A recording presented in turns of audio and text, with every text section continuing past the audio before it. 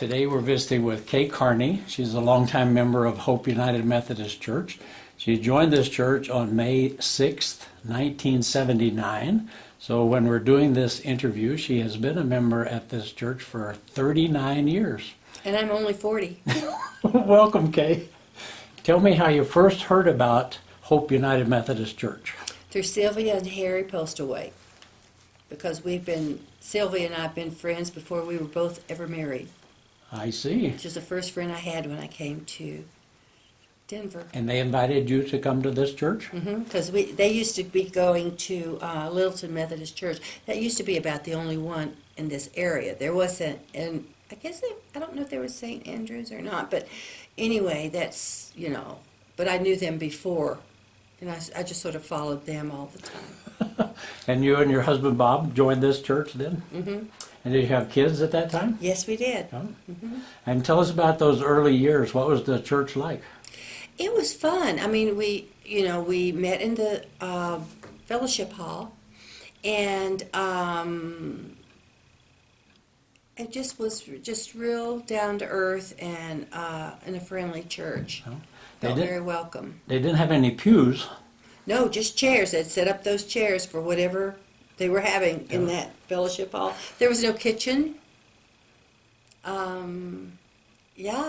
was. Other people have said that was sort of an all-purpose room. You'd have classes in there, you'd have church in there, you might have a meal for everybody to come together. Yep. The chairs got a real good workout. Yep. And who was the pastor when you first came here? Al Brown. And do you remember things about Al Brown? Yes, and I remember his wife. He was a good old guy. He really was. And I just remember when my dad passed, he called, and I thought that means a lot. I don't think people know how much when something is going on like that. Just a call. It just takes 2 or 3 minutes just to know that they're thinking of you. Yes. Well, tell me some of the things you were involved in when the church, when you were here at the first years. The United Methodist Women, and later on, SPR. I was on SPR a lot. It used to be a 3-year term, but for some reason something happened, and it was going to be 6 years, but I just stayed on 5 years. But it was an easy 5 years because it was also when Sam Day was here. And we didn't have any changeover, so that made it really easy. It helps. Yep.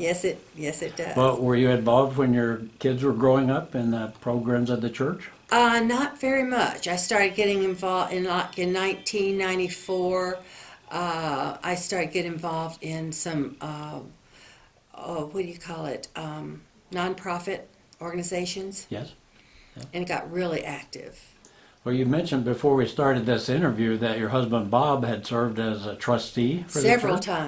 Several times, probably 4 or 5 times, because you can only serve so many years, and then after so many years they'd ask him again because he was an attorney, so they used him as that. Yep. And that was good because he was a CNEer. That meant he came Christmas and Easter. Oh, also in the cantata. I always had to know when the cantata was singing. And he'd come then. Well, and you lost Bob not 2 too years long ago. 2 years ago, about this time, okay. And we had the service here. Yeah. And Kay, you were mentioning about Bob's service was held here at Hope, and that Stephanie Price participated in that service. Tell me what you remember about that. I will never, ever forget how she handled that service and what she said, because Bob did not come here that often. As I said, he was a CNEer, Christmas and Easter, and the cantatas. But she made it into a positive and non-judgmental, and he did, when he was asked to do something, he was always there to help out and as a trustee or whatever. And I just will never forget the lovely service that this church gave him. And it was so meaningful, and I'll never, ever forget it. And I'll never, ever forget her. That's great. She is wonderful, so just had to share that with you. Good, thank you. And this church has been a part of your life for the last 39 years? Yes, yes. Yes. And after he passed, I started coming on a regular basis because I didn't used to be. With grandchildren, and we are the sole babysitters, we were always around for them, and sometimes we would take advantage of Sunday mornings and everybody go out to, breakfast or brunch. So I Sure. missed a lot of church. Yeah. But then after he passed, I got active again. And I'm And you glad. also joined a Bible study group? Yes, and I've been in that for the last 2 years. Yeah. You and I were in that class this year. Mm-hmm. Yeah. Well, let's go back when you first joined here. Al Brown was the senior pastor. Right. But there was an associate pastor here named Victor Schult. Yes. You remember Victor? Yes, I do, very much so. In tell fact, us. I get Victor mixed up with, no, I don't either. I don't get him mixed up. I was sitting here looking at Victor Schult and Vickery, but I remember the difference. I know Yeah. who was who now. What do you remember about Victor Schult? He was a really good guy too. Very, very welcoming and very friendly and just easy to talk to. Yeah. Well, following them, I mentioned Dr. Vickery. Richard Vickery was the senior pastor here. Do you recall him? Yes, I do. Yeah. Do you remember Yes, I things do. about Dr. Vickery? Yes, I remember him. I was trying to remember. He was different, but he was good. I mean, we haven't had a bad pastor. I mean, they just all have been different in their own ways. But I remember Dick. We called him Dick Vickery, Yeah. and his sermons. I remembered his sermons, and I was on different committees, but I can't remember the committees that I used to be on. Well, it's I been a cannot long remember. time. Yeah, Yeah. yeah. Well, following Dr. Vickery, Sam Day came here. Do you remember Sam Day? Oh, very well. Yeah, tell us about Very him. well, because I was on SPRC then, and it was fun. It was fun. I did several Bible studies. I did those original Bible studies that we're talking about that we belong to now. Like the The one we go disciple to on Monday. program? Discipleship. Yeah, and we did those, and it was fun. It was really knowledgeable, but it was positive, just positive all the way around. And he is the one who came up with the pick and choose. He's the one, yeah. Which is a riot for a minister. Yes, I think Because so. we would start arguing, and he would just say, and he said, well, pick and choose, and you could pick yours, and I'll pick mine. Well, Worked out. I think you and I had a similar childhood. We grew up in the South where things were pretty strict. What they Oh, said yes. was what you should believe. And Yes, Sam you Day did not was, question. Yeah. You did not question. And that's why I'm so bad at our Bible study now. I am too vocal and ask too many questions because I never was allowed before. It's okay to have an open mind. Yeah, I guess. And it's not that I'm questioning, I just am asking. Yeah. And I think we all like that. But when we were growing up, we did not ask. Well, you like that about Sam Day. Do you remember other things about him? I should. If you'd asked me about 10 years ago, I'd have remembered better. It's sort of getting cloudy up there now. But he was just a good guy. Everybody loved him. Yes. Everybody loved him. He was just very positive and very helpful. I did counseling with him. Yeah. Yeah, he was a very positive person and a strong Christian. Yes. Well, following Sam Day, we had two pastors, Right. John Lee and Margaret Hankins. Do you remember them? And we tried out I remember two pastors. Margaret, and I did get to know Margaret very well, but I really liked her. She was very, very good. I mean, we've been really lucky on our ministers. And John Lee, he was very good. And I did counseling with him after he left because he does counseling. Yes, yes. And in fact, the last time I saw him he was here at a Sunday school class that Margaret Hankins has Oh, really? on dreams, and it sort of blew my mind. So I wanted to pick and choose on that one, so I did. Well, Margaret was a pioneer in some respects in this conference in that she was one of the first females that was yes. appointed as a senior pastor. How did you feel about that? Fine, great. Yes. That's good. I'm a secret women's liber. I see. Well, and after John Lee, Steve Miller came and worked with remember Margaret him. Hankins also. You remember him? Do you remember things about Steve Miller? I wish I did, but I remember him, and I was on committees with him, but I can't even remember what committees they were. But no, I liked Steve. Yeah.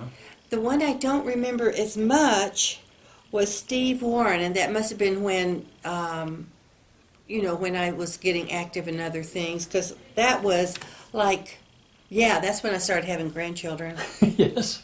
That's when my life, changed quite a bit. Oh. And then after Steve Warren, Don Bird was the senior pastor here. Of course, you remember him. Mm-hmm. Yep. Yep. Tell us a little bit about things you remember as this church grew and began to build the new sanctuary and the new offices and the new kitchen. Were you involved in some of that? Not really, because I don't cook. So I sort of hide when in the kitchen area. But those were all great things. And the person that I remember the most, all the way from the beginning, is Peggy Hansen. Yes. But she was the cook. She was the one that got us together. And I actually helped, her. And we had skits. We did some fun things. We really did some fun things. Some people have mentioned that the kitchen should be her memorial because she was very much an advocate of having a good kitchen. Yes. Because what we had was back in this area. I can't even remember, but I remember us gathering here to serve or, It was fix almost something. like a closet. It really wasn't a kitchen. It really was. As such. You couldn't lose anybody in there. Yeah. Well, do you remember beginning worship in the new and what's now the current sanctuary? Yes. Yep. Yes. Yes. That's changed some and the church has grown. Yes. Yes. When you first came here, did they have a paved parking lot? Do you recall any issues with the parking lot? I should remember that. I think that we did, because if you were walking, especially with bad weather, you would remember if it was not. Some people have mentioned about what a mess it was when it would rain or snow because And see, I don't remember it wasn't that. very well done. Yeah. So, It wasn't striped very well. I know that, and so we just sort of parked every which way but loose.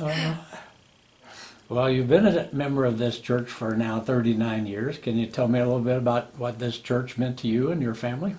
Well, it was. I was just sad that my kids didn't get involved, and because I'm not a pusher, I let them make their own decisions, which may or may not be good. But it just, and we used to come to church as a family, especially in the fellowship hall.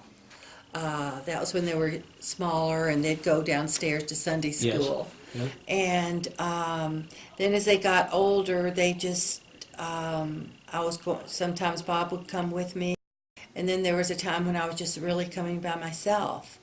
And since Bob has passed, I have come practically every Sunday, unless something is happening that's, really important. And it's just been very comforting to come to. And he didn't come with me very often. So that's why it is not hard for me to come. I understand why it's hard for Sam Kelly, because they came together every Sunday, and I understand why it's hard probably for him to come without her. Do you have a favorite memory of your participation here at the church? I like the teen band. All right. When we had, they have names now, I've forgotten the name of what they're called now. The Red Sea Band. Is The Red current Sea one, Band. yes.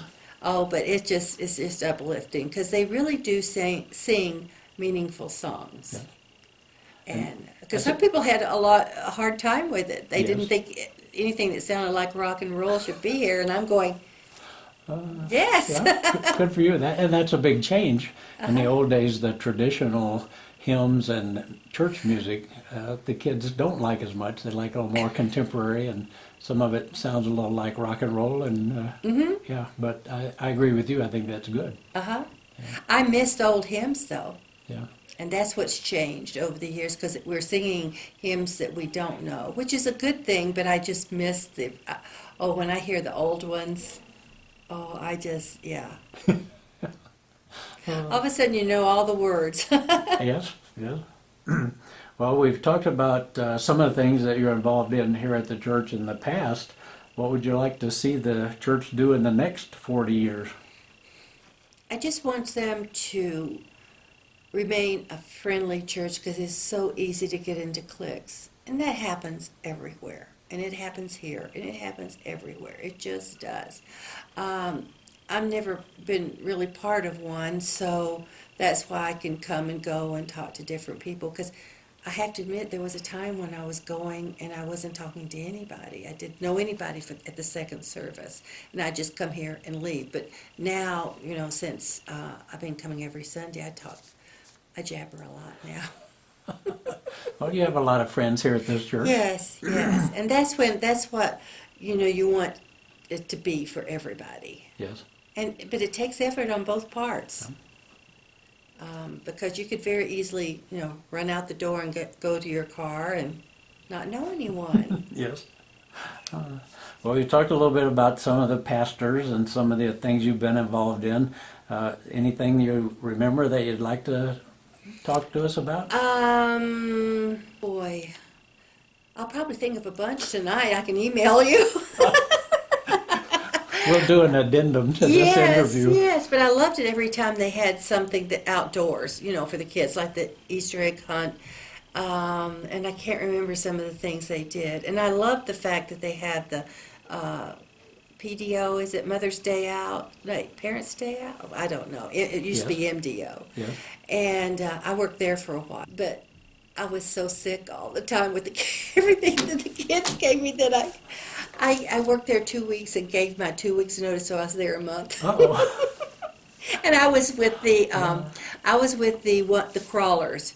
So I was on the floor all the time. I couldn't do that now. Oh my. Because if you get me down there, I can't get back up. Me neither. But I think that's a good thing for the church. Well, I do too. You also mentioned that you are doing the PATH study with her. Yes, I did that this last time. Only reason why I haven't done it before is the timing. Yeah. Because I've got a lot of things that I do during the week, and I was able to find a time for this, and I was able to do it for the first time. And the great thing about the PATH is that it is great to get to know other church members that you only get to say hi to and just barely banter Yeah. with, and to really get to know them. Yeah. And that's why I would want to do it again, is to get to know the church, because we don't get a chance to know each other very well. Yeah. And that PATH is directed by Stephanie Price. Exactly. Yeah. Yes. And other things you've gotten out of that study? It's very meaningful. We talk.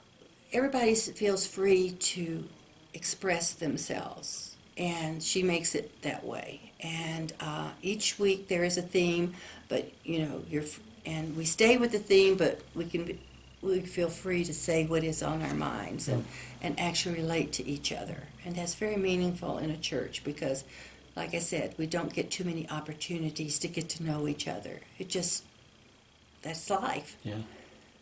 Well, I know that's been a successful program here at the church, and I appreciate your comments about that and about Stephanie Price. And Stephanie has always been the one that when I had my brain surgery, she came and talked with me when I was in rehab, and she's always called me when things were rough. When Bob passed, and she came over to my house. And I think that's what the church needs. I know the pastor is busy, but those are the things that mean so much. And I wish when people stopped coming that they would reach out, because I know sometimes that's not done. And if people feel like they're missed, that puts it all in a different perspective. Yes. And because sometimes you don't mean not to go, but then you miss once, and then you miss twice, and all of a sudden you just lost touch. Yeah. And if you get a phone call every once in a while, it puts you right back in. That's true. Yes. Well, thanks for that, Kay. All righty. Kay, I want to thank you for your service and your participation here at Hope, and thanks for sitting in on this interview. Yeah, and if I'd known, I would have made notes all along so I'd remember everything to tell you. You remembered quite a bit.